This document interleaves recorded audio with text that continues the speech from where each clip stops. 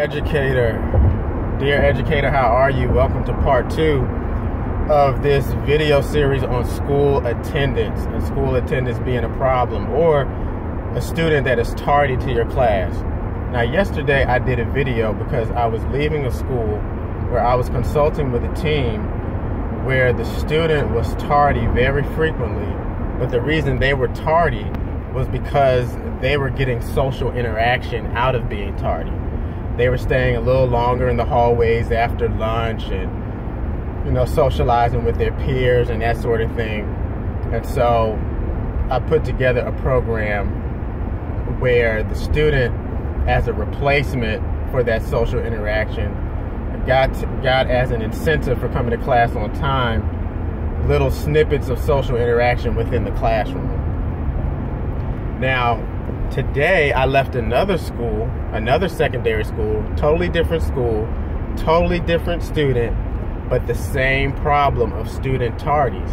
And guess what? Had to come up with a different incentive. You know why? Because two students can do the same behavior for two different reasons.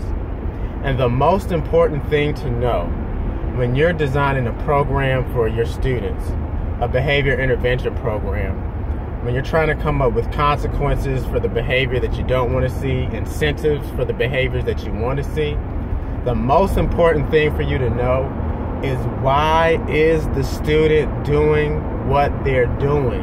What is the why? And today, it was a totally different why than yesterday, although it was the same behavior.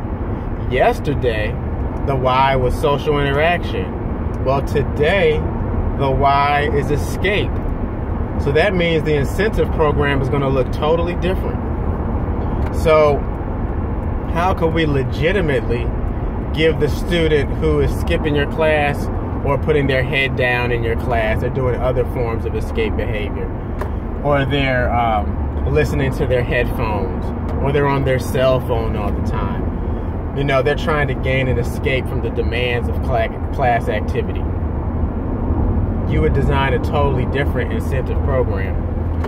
And we talk about this more in depth in my attendance accelerator program under the Defiance to Compliance course.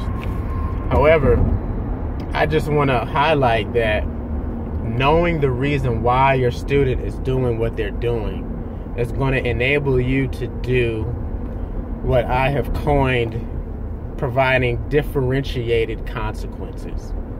Because if you're the type of teacher that gives the same consequences across the board all the time, no matter what the situation is, there are many situations in which you're not going to be able to get progress in student behavior. Now, it is necessary for you to have standard rules and procedures and ways that you operate. However, there are certain situations when the behavior is so problematic that you need to be able to be flexible in the type of intervention that you provide. And so, going back to the story today, I'm sitting down with this team, and this is a team where school psychologists, social worker, administrator, guardians, department chair, everybody's involved, and we're all coming across, conversing across the table, brainstorming on what we can do. And one of the things that was lingering in the background is that the student, without going into detail and without breaking any confidentiality, the student had experienced some trauma. And this trauma was driving a lot of the escape behaviors.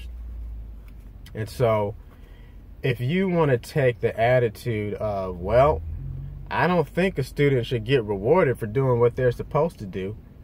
Students supposed to come to class. So when they come to class, I'm not going to treat them like they're special for coming to class. Well, let's just follow that to its logical conclusion. So you're not going to reward the expected behavior. The behavior of them not coming to your class is more reinforcing than the behavior of them coming to your class. So let's say you just stick to your guns and your principles, and you don't reward that expected behavior, and they just continue to miss your class every day, and they just flunk out, and they just receive detentions, and they don't care. They don't come to the detentions, or you just give them Saturday school, or whatever the consequences are. You just continue to give them those consequences, and they continue to not show up to your class. What have you accomplished? Nothing. You've accomplished nothing.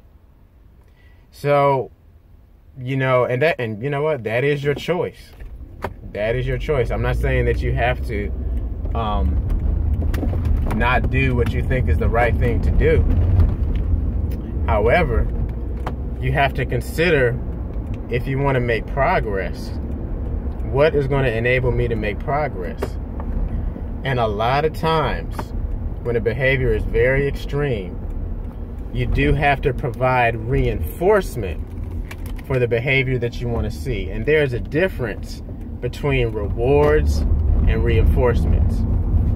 Now, a reinforcement can be a reward, but a reward is not necessarily reinforcement. Now, let me tell you the difference.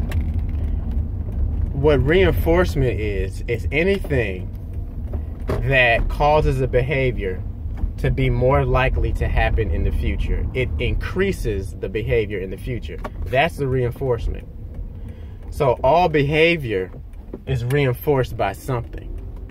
So when your student is tardy to your class, it's because them being tardy or them not showing up to your class is being reinforced more than them coming to your class.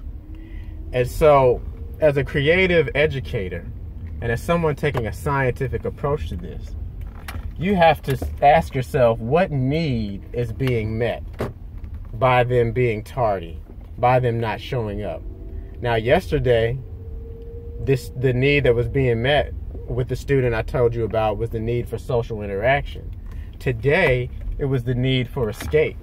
So in both cases, we have to ask ourselves, when the student does the behavior that I want, they come to my class on time, what kind of incentive can I give them based on their need, where I can give them 5 minutes of escape, where I can give them 5 minutes of social interaction, where I can, as a replacement, give them something that they want, let them know that I'm trying to work with them. You know, reach across to my team members, brainstorm and try to figure this thing out. Because there is a science to compliance. And if you want to know more about differentiated consequences, if you want to know more about the Attendix Accelerator program, I strongly encourage you to go to defiancetoCompliance.com and check out what we have to offer.